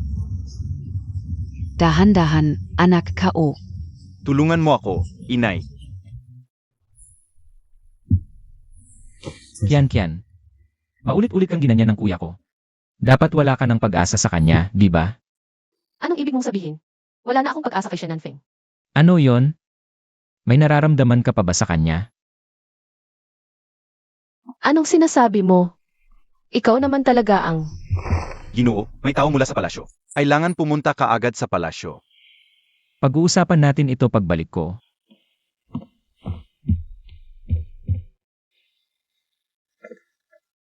Buti na lang binigyan ako ni inay ng lihim na token para makapasok tayo sa bahay ng Shen. Sabi ni Lola. Kapag pinatawad tayo ni Chahokyan, pwede na tayong bumalik ng maayos. Tama kaya yun? Tama naman lagi si inay. Wala naman tayong ibang paraan. Subukan na lang natin. Kumain ka ng sabaw para lumakas.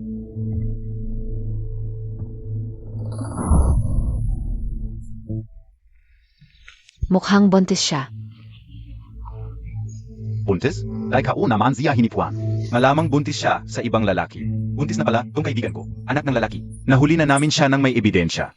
Dalhin natin siya at ibaon sa kuweba. Utos ng punong ministro. Bawal kayong pumasok sa bahay. Lalo na, huwag kayong lalaki sa bahay ng binibini. Bitawan nyo kami. May mahalagang bagay kami. Dalhin nyo na. Ziga. Bitawan niyo ako. Ano BA2? Bitawan nyo ako.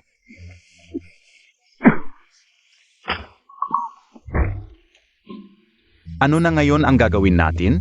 Puntahan natin si Ina. Huwag natin ipaalam sa iba ang kahihiyan ng pamilya. Paano kung ipagtanggol ni Ina si Chahokyan? Wala na tayong pag-asa na makabalik sa bahay. Tama.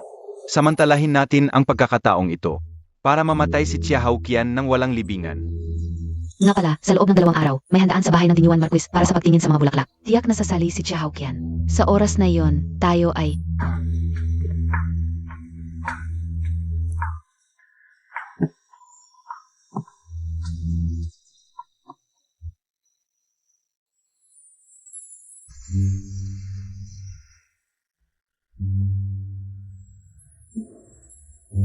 Bini-bini. Salamat sa handaan sa pagtingin sa mga bulaklak. Nagkita ulit tayo.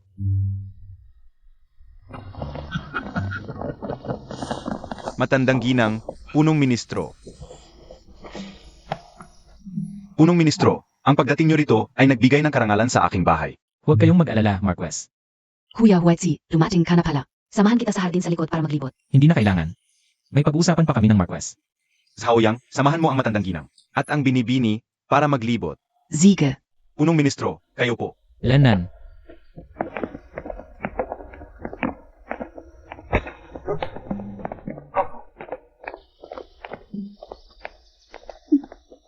Kahit hindi ako gusto ni Kuya Huishi.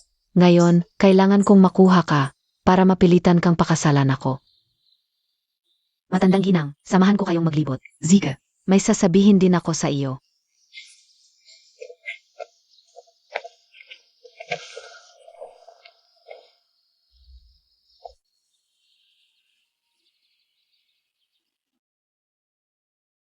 Ano ba ang iniiyak ko? Ano ba ang karapatan kong malungkot? Siya ang punong ministro ng kaharian, kailangan niyang mag-asawa. Mahal na mahal siya ng prinsesa. Hanggang kailan pa niya itatanggi?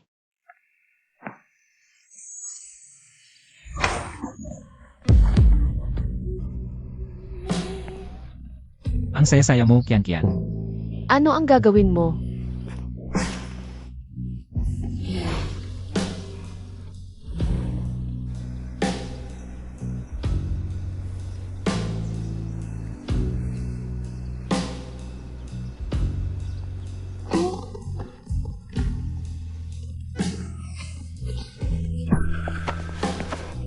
Shen Huizi, nababaliw ka na ba? Maraming tao dito. Sino ang nag-utos kay Kian-Kian na maging mas maganda pa sa bulaklak? Na hindi ko mapigilan ang sarili ko.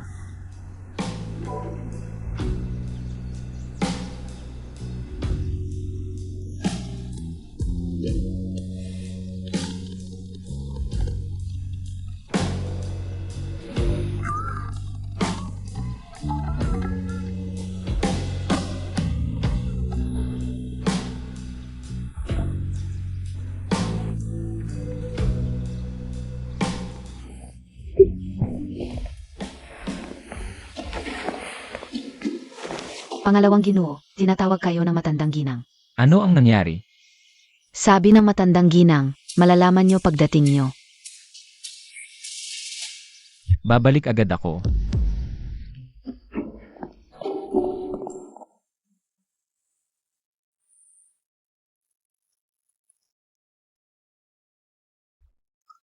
Ano ang kailangan mo, ina? Siyempre, mabuti.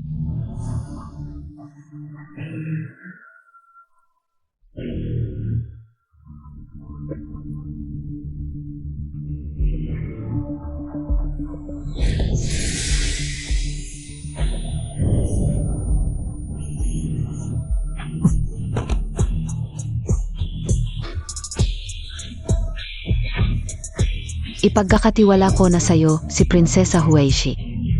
Salamat, matandang ginang hindi, salamat, ina.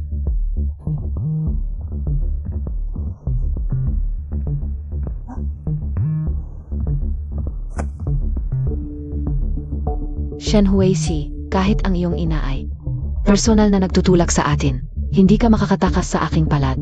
Ang lalaking napili ko, akin lang. Bakit ang tagal na? Bakit hindi pa bumabalik si Shen Huizi? Bini-bini. Sinabi niyang dito ako maghihintay. Bini-bini, baka ka magkasakit sa lamig. Baka may nangyaring masama?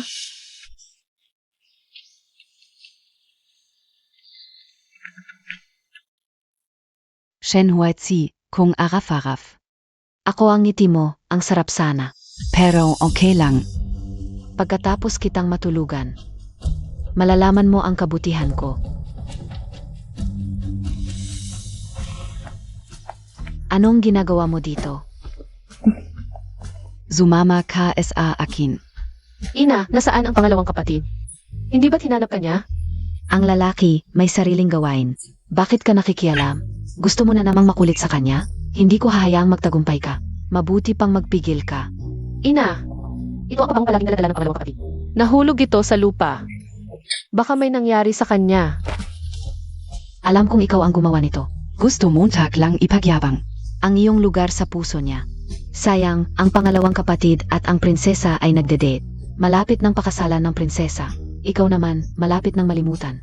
Si Shen Huizi ay talagang hindi nagkagusto sa prinsesa. Tiyak na inilagay siya ng matandang ginang sa bitag. Sandali. Sasabihin ko sa'yo, ang pangalawang kapatid at ang prinsesa ay nasa loob. Pagdating ng mga tao, pagbukas ng pinto, makikita silang dalawa. Maglalambingan sa harap ng lahat. Wala na siyang magagawa kundi pakasalan ang prinsesa.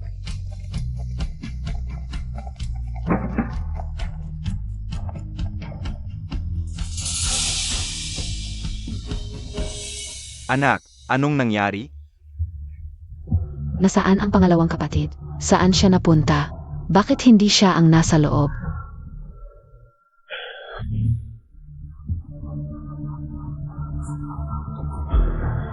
Sino kayo? Nasaan si Kuya Huaizi? Ito ang mga taong humuhuli ng mga liwa. Naku, matandang ginang, kailangan mong sumaksi para sa akin. Ako at si Kuya Huaizi magkasamang natulog. Ako at si Kuya Huaizi ay naging isa na. Dapat niyang panagutan ako. Huwag kang magsinungaling, prinsesa. Nasa hardin ako, nagmamasid ng mga bulaklak. Paano ko naman? Kasama kang matulog sa isang kama.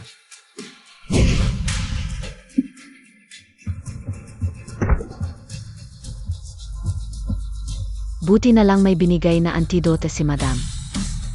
Lord Chancellor, guising na per.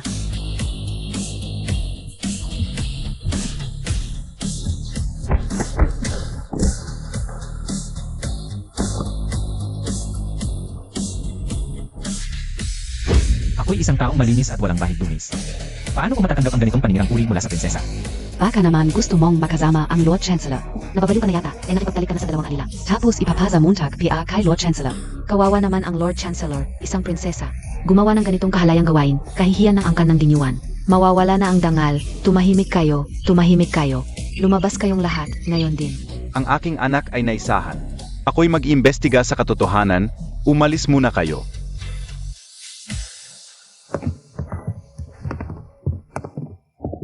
Prinsesa, ayos ka lang bea. Matanda kang walang kwenta, sinira mo ang buhay ko. Hinampas Montag ako. Tingnan mo ang masamang payo mo. Nawala ang aking dangal, naging katawa-tawa ako sa buong lungsod. Isasama kita sa libingan, baliw na babae, ang anak ko ay Chancellor. Hinampas mo ako, hindi kanya palalampasin. Buti na lang hindi ka pinakasalan ng anak ko. Tama na. Itay. Anong gagawin? Nawasak ang reputasyon ng anak ko. Hindi na ako makakapag-asawa kay Kuya Huishi.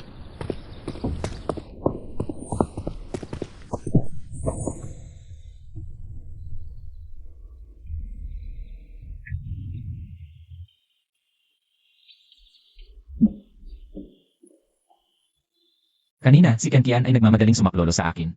Natakot siyang madumisan ng aking puri. Huwag kang magulo. Natatakot lang ako na mapahiya ang angkan ng Shen. Magsisimula na ang piging, ikaw ang bida, maraming. Mahahalagang tao ang naghahanap sa iyo. Pumunta ka na.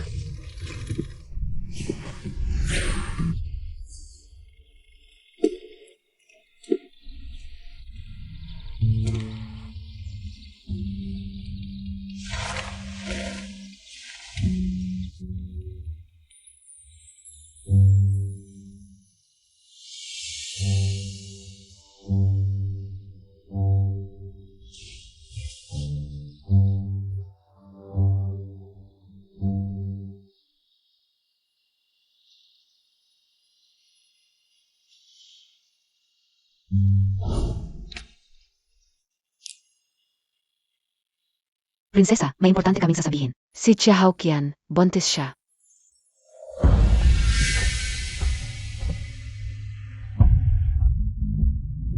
Babae, nagpapakita ng kawalang malay. Pero nagkagusto agad sa isang lalaki at nagdadalang tao. Ngayon, gagawin kong mas malala ang kalagayan mo kaysa sa akin. Sisirain ang pangalan mo. Mamatay ng walang libingan.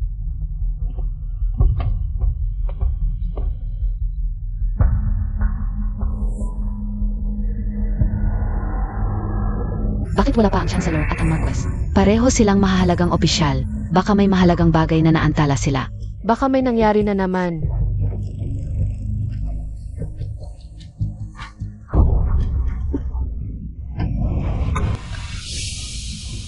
Madam Shen, bakit ang putla ng mukha mo?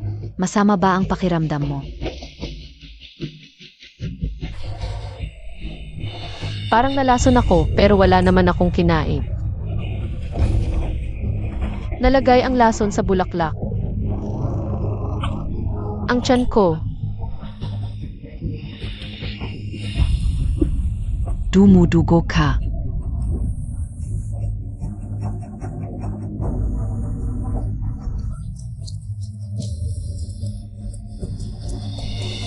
Miscarriage ito, babae siya.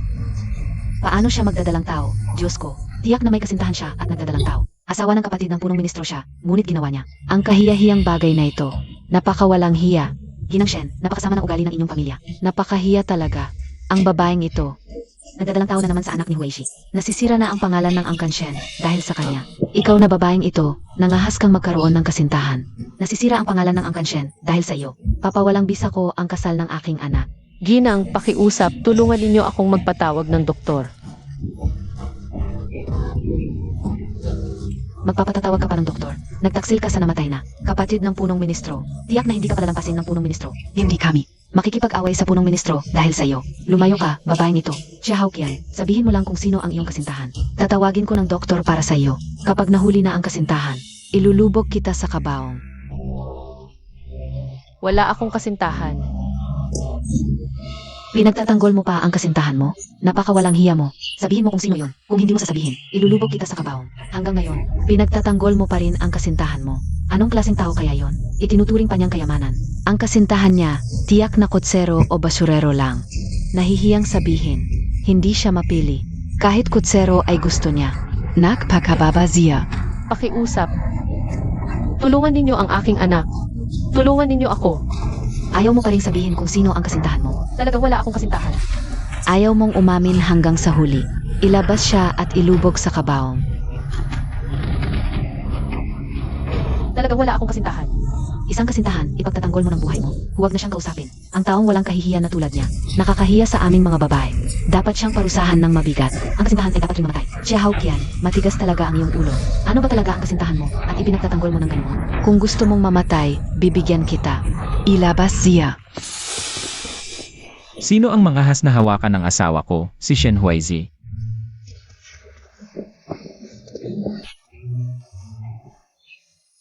Tulungan ang aking anak. Kian Kian. Nasaan ang manggagamot?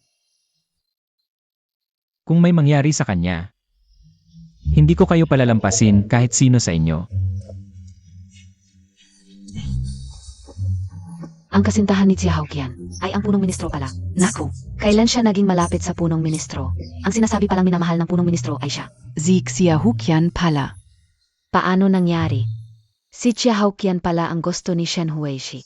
Naku. Nalantad na tayong lahat. Naku, naalantad na. Wala na ang Shen family. Alam ka una. Babagsak tayo dahil sa babaeng yan. Kaya pa, ayaw natin patawag ng Dr. Park Xiao Qian. At gusto pa nating isako siya. Kung may nangyari sa kanya, Wala na tayo. malupit ang punong ministro. Baka mawala pa ang posisyon ng asawa ko. Bakit siya ang kasintahan ni RD? Bakit?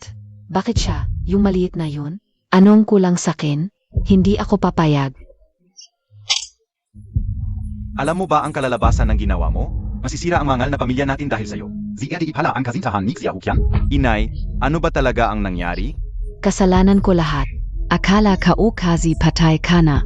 Kaya pinilit ko si RD na magpakasal para sa pamilya, para may magmana sa'yo. Kaya pinagsama ko si RD at si Xiao Qian sa isang kwarto. RDI? Nasa ilalim ng mesa ka? Ano nang gagawin mo? Vala. Vala lang.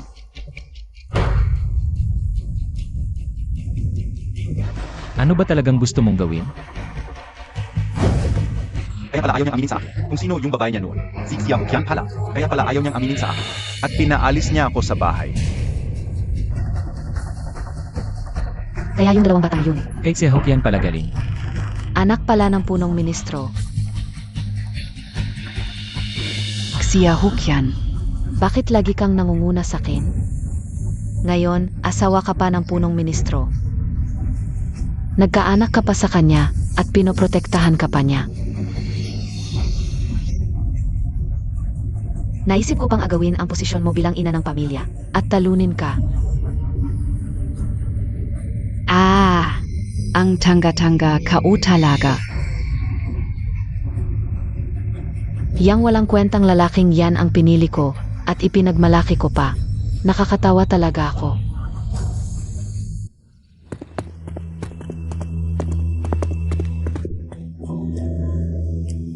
Anong ginagawa niyo? Iniutos ni Pangalawang Ginoo. Huwag na kayong muling tumapak. Essation Residence. Paano niya ito nagawa? Dahil lang sa isang babae. Tinalikuran na niya ako. Wala na. Talagang itinakwil na si Shannon Feng. Wala na ang lahat ng pinangarap ko.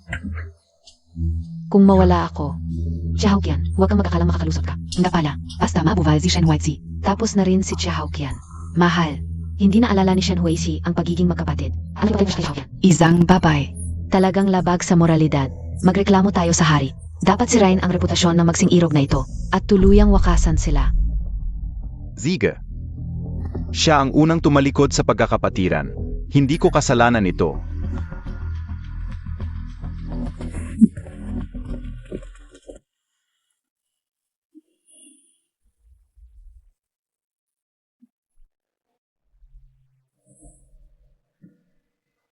Buti na lang ligtas ang bata. Kasalanan ko. Hindi ka naalagaan ng maayos. Hindi kasalanan mo. Kasalanan ng mga masasamang tao yun. Ang prinsesa, naglakas loob pang lagyan ka ng gamot. Pinalayas ko na siya sa kabisera. Hindi na siya makakabalik habang buhay. Matalino naman ang duke ng Dinyuan.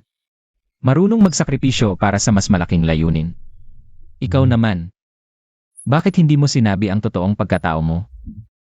Kung medyo nahuli pa ako, ikaw at ang bata ay nasa panganib na. Mahirap ang pinagdaanan mo. Ayokong maging pabigat sa iyo. Pero ngayong kusang lumantad ka, paano na ang kinabukasan mo? Kung may mangyari sa'yo, paano na ako mabubuhay? Nang makita kita, duguan ang buong katawan ako.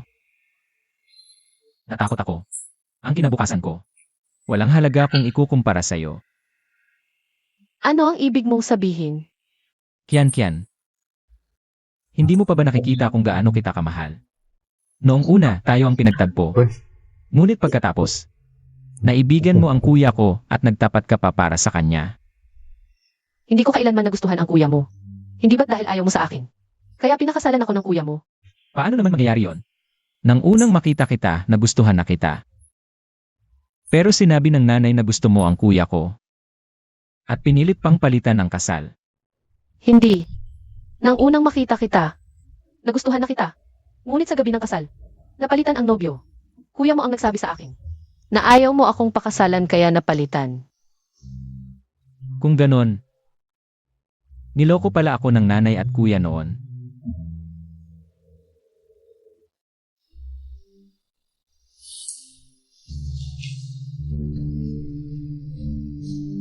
Buti na lang. Ngayon, akin ka pa rin. Pero ngayong nalantad ang relasyon natin, paano kung malaman ng hari? Kasalanan ito sa hari. May problema. Ginoo, may nagreklamo sa hari na. Kayo at ang unang biyenan ay nagmamahalan. Ihahap mo ang kaso laban kay Shen Xiaofu dahil sa pakikiapid sa biyuda. Mahal na hari, ako ang tunay na kapatid ng Xiaofu. Ngunit hindi lamang niya pinansin ang pagkakapatiran, kundi nakipagtalik pa. S.A. biyuda. Ang dakilang Xiaofu, sira ang moral, bulok ang ugali. Ang ganitong tao, wala siyang karapatang maging Xiaofu.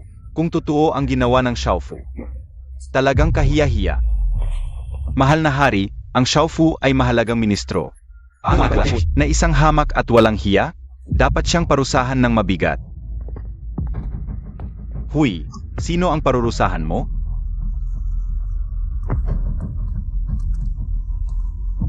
Shen Huaizhi, hindi ka magwawagi ng matagal.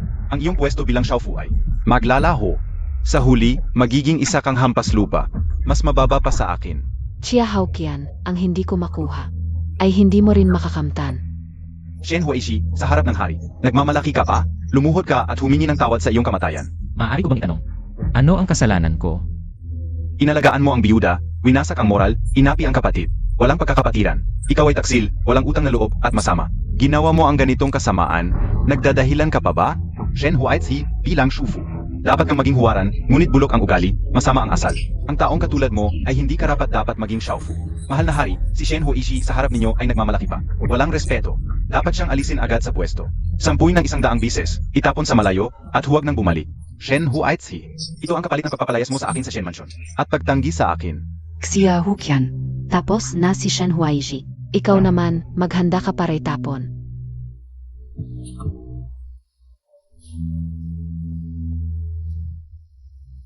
Hindi pa nagsasalita ang hari. May karapatan ba kayong magsalita?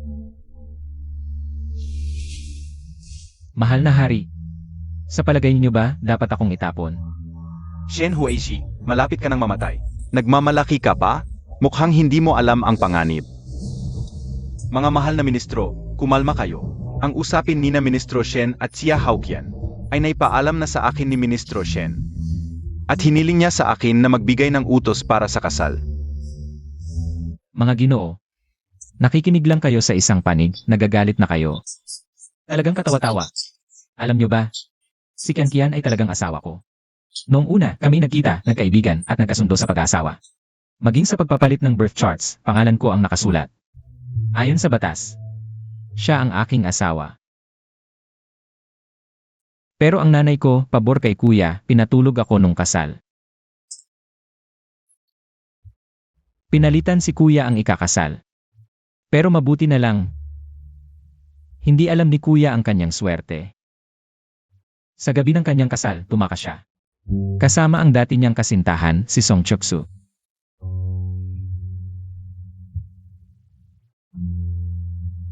Pero ang nanay ko, matagal na niyang tinago sa akin. Ang tungkol sa kasal ni Kian.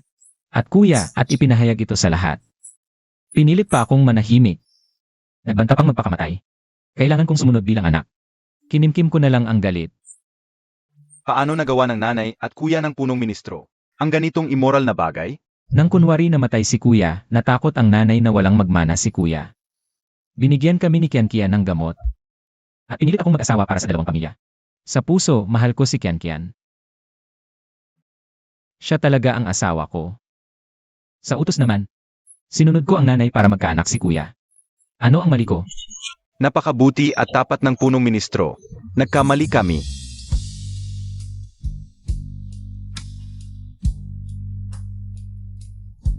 Bakit nangyari ito? Shen Nanfeng, Song Chuksue. Sinungaling kayo sa punong ministro. Nilinlang ninyo ang hari. Huwag iya. Dalhin sila palabas at hampasin ng 50 bises. Itapon sila sa malayong lugar. Mahal na hari. Hindi na namin ulitin. Alam na namin ang mali. Huwag po kaming itapon. Mahal na hari, mahal na hari. Shen Huaizi, ako ang Kuya Montag. Hindi mo ako pwedeng itapon. Ang punong ministro na si Shen Huaizi at si Tia Haopian. Ay talagang itinakda para sa isa't isa. Ngunit sinira ng mga masasamang tao. Muntik nang mawala ang kanilang pag-ibig. Ngayon, itatama ko ito. Ipinakakalog ko ang kasal ni na punong ministro Shen at Tia Haopian. Pumili na mabuting araw para sa kasal. Salamat po, mahal na hari, sa pagtulong. Tumayo na kayo.